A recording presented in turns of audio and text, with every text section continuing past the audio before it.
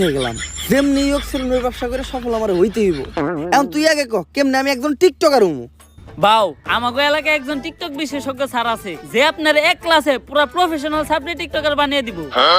তাইলে ওর কাছে এলো।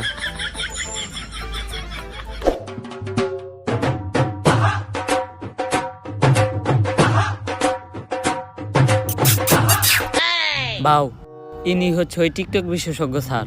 এর চলাফেরা দিকে তো স্যার কম, ম্যাডাম বেশি মনে হয়। বাউ, টিকটকাররা সব উপরে দিয়ে স্যার, ভিতর দিয়ে ম্যাডামই। এই টিকটক একাডেমির আমি একমাত্র সফল প্রতিষ্ঠাতা ডিজে ঝাঁকানাকা রাব্বি। আমার এই প্রতিষ্ঠান থেকে বাংলাদেশের সব সফল ছাত্রী টিকটকাররা বেরিয়ে গেছে। শুধু তাই না, আমিও একজন স্বনামধন্য টিকটকার হিসেবে মিট আপের নামে বাংলাদেশের সব জায়গায় গিয়ে চর থাপড় লাত্তি গোতা গিয়ে পুরস্কৃত হয়েছি। এই এদিকে আসো। এই যে আমার এক স্টুডেন্ট আজকে আমাদেরই প্রতিষ্ঠান থেকে টিকটকের পড়ালেখা শেষ করে ছাত্রীর সার্টিফিকেট নিয়ে বের হয়ে যাচ্ছে। ভবিষ্যতে ওই বাংলাদেশের টিকটকে রাজ করবে। টিকটকে রাজ করব? কিন্তু ওই কেমনে আপনি টিকটকে রাজ করবেন? যাবো এখন দুবাই, পালবো একটা অস্ট্রেলিয়ান গাবি, ভাই বেড়াতার ভিডিও দেখবে, সাথে থাকবে ভাবি। স্যার আমি ঠিক এর মতো একটা ছাত্রী হইতে চাই, সফল হইতে চাইলে এর মতোই হইতে হইব। স্যার যেমনি হোক আপনি আমার এরকম একটা ছাত্রী টিকটকার বানায় দেন। এইরকম টিকটকার হইতে চাইলে তোমাকে 3টা রুলস মেনে চলতে হবে। প্রথম রুলস, তোমার গেট আপ নিতে হবে ছাপড়ির মতো। অবশ্য গেট আপ নেওয়ার কিছু নাই, তোমাকে অলরেডি ছাপড়ির মতোই দেখা যায়। দ্বিতীয় রুলস, তোমার মধ্যে কোনো লজ্জা শরম থাকা যাবে না।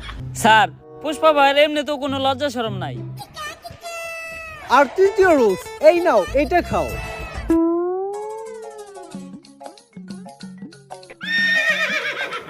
এটা কি স্যার? আরে এটা তো গন্ডারের মুখ। কিন্তু স্যার, এটার কাজ কি? আরে এটা প্রতিদিন সকাল বিকাল 2বার পান করতে হবে, যার ফলে পাছার গু মাথায় চলে যাবে। তখনই তো মাথার থেকে বের হবে টিকটকের কন্টেন্ট। কিন্তু স্যার আমরা কখন বুঝবো যে উনি একজন সফল সাবলি টিকটকারে পরিণত হইছে? যখন দেখবা তোমাদের কমেন্টে হরেক রকমের গালি ছাড়া আর কোনো কমেন্ট নাই, তখনই বুঝবা তোমরা বাংলাদেশে একজন সফল টিকটকার হয়ে গেছো। চলেন বাউ, তাহলে আমরা কাজ শুরু করি গা।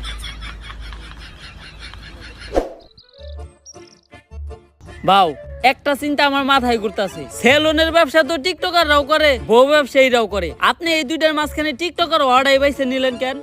আমি যত নিচেই নামি, বউ ব্যবসা করে খামু, এত নিচে নামতে পারবো না।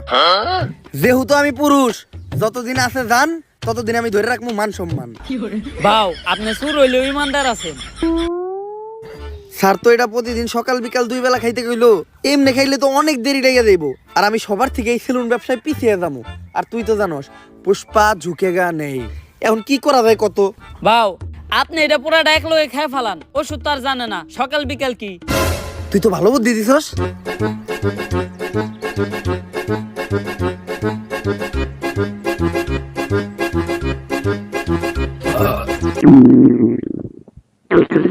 কি বাউ, আপনার কি কন্টেন্ট নাইতাছে? আরে বাউর মনে হয় কন্টেন্ট নাইতাছে। বাউ, আমার থেকে কন্টেন্ট বানায়েন না।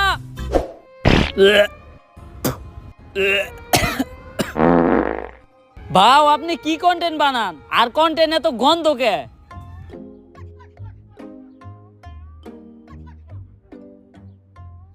সান্না করলে এটা খাওয়ার পরে কন্টেন্ট মাথা দিয়ে বাইরেব, আপনার তো দেখা যায় পিছন দিয়ে বাইরে যাইতাছে। আরে বেটা কন্টেন্ট না এটা, সব এক লগে খাওয়ার ফলে পেট খারাপ হইছে। তোর কথা হই না, পুরাটা এক লগে খাইছি। ডাক্তাররা এর লেগে টাইম টেবিল মেইনটেইন করে ওষুধ খাইতে কয়।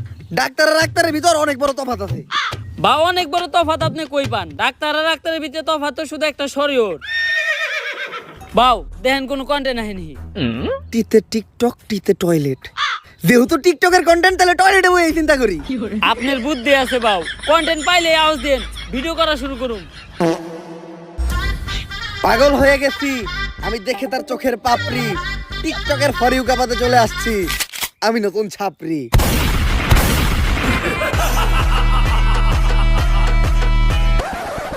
আমরা করবো বিজনেস আর তোমরা খেলবা দিয়া বাস্তা গো বেলুন। সামনে আমি খুলতাছি নতুন ছাপরি হেয়ার কাট সেলুন।